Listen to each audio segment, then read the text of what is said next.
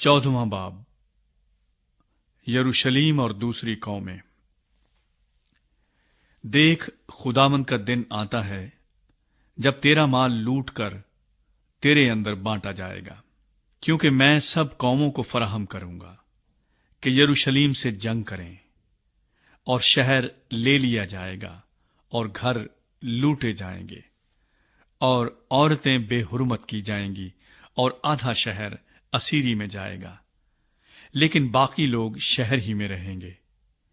तब खुदावंद खरूज करेगा और उन कौमों से लड़ेगा जैसे जंग के दिन लड़ा करता था। और उस रोज वो कोहे जैतून पर, जो यरूशलेम के मशरक में वाक़े है, खड़ा होगा, और कोहे जैतून बीच से फट जाएगा, और उसके मशरक से मगरिब तक एक बड़ी वादी हो जाएगी, क्योंकि आधा पहाड़ शिमाल को सिरक जाएगा और आधा जनूब को। और तुम मेरे पहाड़ों की वादी से होकर भागोगे, क्योंकि पहाड़ों की वादी आजल तक होगी। जिस तरह तुम शाह यहूदा उजिया के अय्याम में जलजले से भागे थे, उसी तरह भागोगे, क्योंकि खुदावंद मेरा खुदा आएगा और सब कुदसी तेरे साथ। और उस रोज रोशनी ना होगी और अजरामे फलक छुप जाएंगे, पर एक दिन ऐसा आएगा जो खुदावंद ही को मालूम है। वो ना दिन होगा ना रात, लेकिन शाम के वक्त रोशनी होगी। और उस रोज यरूशलेम से आबे हयात जारी होगा, जिसका आधा बहर मशरक की तरफ बहेगा और आधा बहर मगरिब की तरफ। गर्मी सर्दी में जारी रहेगा, और खुदावंद सारी दुनिया का बादशाह होगा।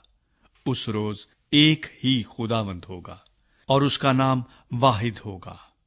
और यरूशलेम के जनूब में तमाम मुल्क जेबा से रमून तक मैदान की मानिंद हो जाएगा, पर यरूशलेम बुलंद होगा, और बिन्यामीन के फाटक से पहले फाटक के मकाम यानी कोने के फाटक तक, और हनन एल के बुरज से बादशाह के अंगूरी हौजों तक अपने मकाम पर आबाद होगा।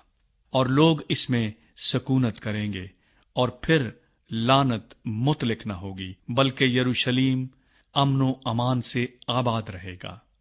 और खुदावंद यरूशलेम से जंग करने वाली सब कौमों पर ये अजाब नाजिल करेगा कि खड़े खड़े उनका गोश्त सूख जाएगा, और उनकी आंखें चश्मखानों में गल जाएंगी, और उनकी जबान उनके मुंह में सड़ जाएगी।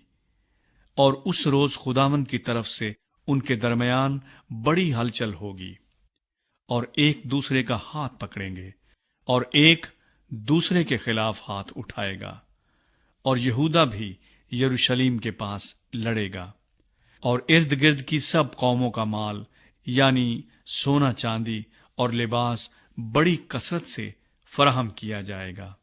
और घोड़ों, खच्चरों और ऊंटों, गधों और सब हैवानों पर भी जो उन लश्करगाहों में होंगे वही अजाब नाजिल होगा। और यरूशलेम से लड़ने वाली कौमों में से जो बच रहेंगे, साल बसाल बादशाह रब्बुल अफवाज को सिजदा करने और ईद ख़याम मनाने को आएंगे। और दुनिया के उन तमाम कबाइल पर जो बादशाह रब्बुल अफवाज के हजूर सिजदा करने को यरूशलेम में ना आएंगे, मींह ना बरसेगा। और अगर कबाइल मिस्र जिन पर बारिश नहीं होती ना आए, तो उन पर वही अजाब नाजिल होगा जिसको खुदावंद उन गैर कौमों पर नाजिल करेगा जो ईद ख़याम मनाने को ना आएंगी। अहले मिस्र और उन सब कौमों की जो ईद ख़याम मनाने को ना जाएं, यही सजा होगी। उस रोज घोड़ों की घंटियों पर मरकूम होगा खुदावंद के लिए मुकद्दस, और खुदावंद के घर की देगें मज़बा के प्यालों की मानिंद मुकद्दस होंगी। बल्कि यरूशलेम और यहूदा में की सब देगें रब्बुल अफवाज के लिए मुकद्दस होंगी, और सब ज़बीहे गुजराने वाले आएंगे और उनको लेकर उनमें पकाएंगे। और उस रोज फिर कोई कनानी रब्बुल अफवाज के घर में ना होगा।